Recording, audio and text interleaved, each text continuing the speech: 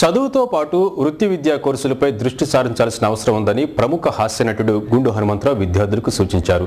జీవితంలో రాణించాలంటే ప్రతి అంశంపైన అవగాహన ఉండాలని, అప్పుడే విజయాన్ని సొంతం చేసుకోవచ్చని ఆయన పేర్కొన్నారు.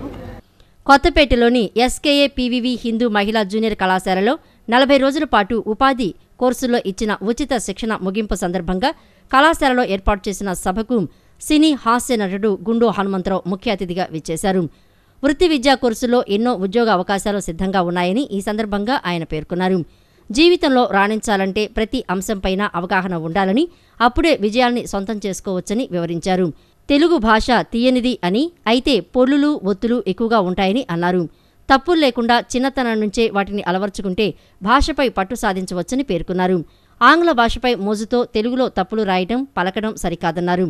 అనంతరం వివిధ అంశాల్లో ప్రతిభ చూపిన విద్యార్థులు, మహిళలకు ప్రోత్సాహక బహుమతులు అందజేశారు. విజయలక్ష్మి గారు లాంటి ప్రిన్సిపాల్ గారి దగ్గరికి వస్తే చాలా షేప్ మారిపోయాడట. ఇంత పర్సనాలిటీ వేసుకొచ్చాడు. ఏంట్రా ఎలా తయారయ్యావు అని అంటే, మీరే కదమ్మా చెప్పారు పర్సనాలిటీ డెవలప్మెంట్ చేసుకోమన్నారు కదా, అందుకోసం బాగా తినేశాను, వాటి మీద శ్రద్ధ పట్టలేదు, ఇప్పుడు అందుకే ఇంత తయారయ్యానని చెప్పాడంట. పర్సనాలిటీ డెవలప్మెంట్ అంటే ఇలాంటివి నేర్చుకుంటే పర్సనాలిటీ డెవలప్మెంట్, కానీ తింటూ కూర్చుంటే పర్సనాలిటీ వేరే రకంగా డెవలప్మెంట్ అవుతుందని చెప్పడానికి సరదాగా దాని మీద ఒక జోక్గా చెప్పాను అనమాట. రేపు జరగనున్న ఏపీపీఎస్సీ స్క్రీనింగ్ పరీక్షలకు నగరంలో 39 కేంద్రాల్లో ఎటువంటి అవాంఛనీయ సంఘటనలు జరగకుండా 144 సెక్షన్ అమలు చేస్తున్నట్లు నగర పోలీస్ కమిషనర్ మధుసూదన్ రెడ్డి ఒక ప్రకటనలో తెలిపారు. పరీక్ష జరిగే కేంద్రాల వద్ద ఇంటర్నెట్ సెంటర్లు, జిరాక్స్ షాపులు మూసివేయాలని సిపి సూచించారు. విజయవాడ పోలీస్ కమిషనరేట్ పరిధిలో రేపు జరగనున్న ఏపీపీఎస్సీ, ఎస్బీఐ పరీక్షా కేంద్రాల వద్ద అవాంఛనీయ సంఘటనలు జరగకుండా ముందు జాగ్రత్త చర్యగా 144 సెక్షన్ విధిస్తున్నట్లు పోలీస్ కమిషనర్, మెట్రోపాలిటన్ ప్రాంత అదనపు జిల్లా మ్యాజిస్ట్రేట్ మధుసూదన్ రెడ్డి తెలిపారు. ఈ నెల 27న విజయవాడలోని 39 కేంద్రాల్లో ఏపీపీఎస్సీ పరీక్షలు, 27 జూన్ 3 తేదీల్లో 10 కేంద్రాల్లో ఎస్బీఐ గుమస్తా ఉద్యోగులకు పరీక్షలు జరగనున్నాయి. ఆయా పరీక్షా కేంద్రాలకు 250 మీటర్ల పరిధిలో 5గురు అంతకు మించి గుమికూడరాదని, కర్రలు, రాళ్ల వంటివి పట్టుకుని తిరగరాదని పేర్కొన్నారు. పరీక్షా కేంద్రాలకు సమీపంలోని ఇంటర్నెట్ సెంటర్లు, జిరాక్స్ కేంద్రాలు తెరిచి ఉంచరాదని పోలీస్ కమిషనర్ ఆదేశించారు. వైఎస్ అవినీతి దందా వెనుక కేవీపీ రామచంద్రరావు ప్రధాన సూత్రధారుడని టీడీపీ రాష్ట్ర నాయకుల వల్ల రామయ్య ఆరోపించారు. కేవీపీని అరెస్టు చేసి ఎందుకు ప్రశ్నించడం లేదని ఆయన సీబీఐని ప్రశ్నించారు. కేవీపీని అరెస్టు చేస్తే సోనియా గాంధీకి వైఎస్ ఇచ్చిన ముడుపుల చిట్టా బయటపడుతుందనే ఉద్దేశంతోనే ఆయన్ని అరెస్టు చేయడం లేదని తెలిపారు. బందర్ రోడ్లోని టీడీపీ కార్యాలయంలో ఏర్పాటు చేసిన విలేకరుల సమావేశంలో టీడీపీ రాష్ట్ర నాయకులు వల్ల రామయ్య మాట్లాడుతూ, పేద అట్టడుగు ప్రజలకు చెందిన భూముల్ని కాజేసిన వైఎస్ రాజశేఖర రెడ్డి తన కుమారుడైన వైఎస్ జగన్కి అప్పనంగా దారాదత్తం చేశారని ఆరోపించారు. వైఎస్ అవినీతి సామ్రాట్, అవినీతి కింగ్ అని విమర్శించారు.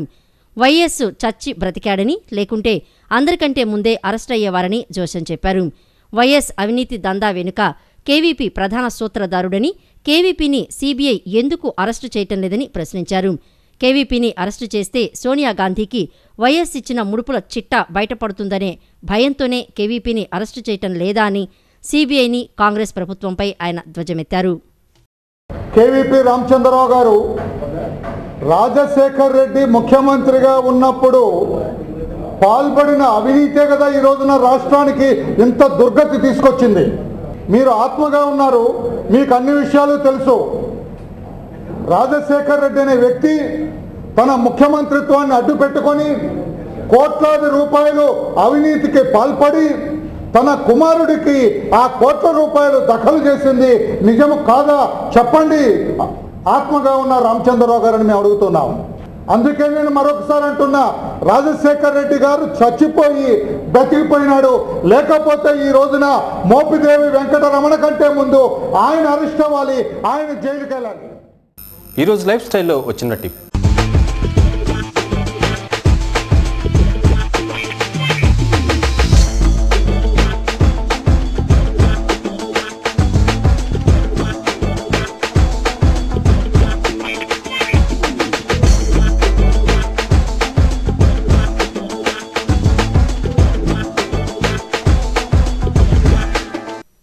రక్తపోటుని తగ్గించటానికి, నివారించటానికి సాధారణ జాగ్రత్తలతో పాటు మరో రుచికరమైన మార్గం కూడా ఉంది. సాధారణ స్థాయికి మించి హైపర్ టెన్షన్ కనిపిస్తున్న వారు రోజు పుచ్చకాయ తినటం మంచిది. దీనిలోని సిట్రులిన్ అనే పదార్థం మూసుకుపోతున్న రక్తనాళాలను తెరిచి ఉంచేలా చేయగలదని అమెరికన్ సైంటిస్టుల పరిశోధనలో తెలిసింది. అయితే పుచ్చకాయ తినని వారితో పోలిస్తే దాన్ని తీసుకున్న వారిలో రక్తపోటు సాధారణంగా ఉందని పరిశోధకులు గుర్తించారు. దీనిలో beta carotene, vitamin B6, vitamin C, పొటాషియంతో పాటు పీచు పదార్థాలు ఉన్నట్లుగా తెలిసింది. ఈ పొటాషియం కూడా రక్తపోటును నియంత్రించే అంశాల్లో ఒకటి కాబట్టి పుచ్చకాయ తినటం మంచిది.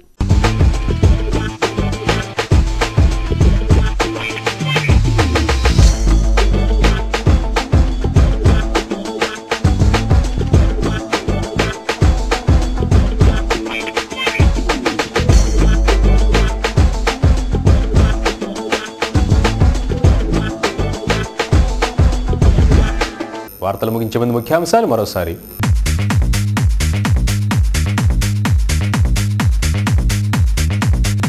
చుక్కపల్లి పిచ్చయ్యకు ఘన నివాళులు అర్పించిన ప్రముఖులు, సోషలిజం భావజాలానికి కట్టుబడి ఉన్నారన్న వామపక్ష నేతలు.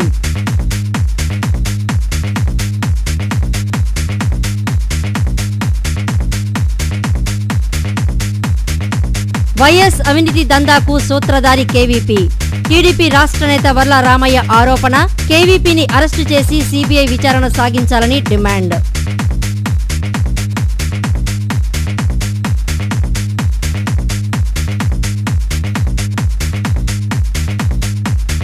వేసవి తీవ్రతతో పండ్లకు పెరిగిన గిరాకీ, చుక్కల్ని అంటుతున్న ధరలు.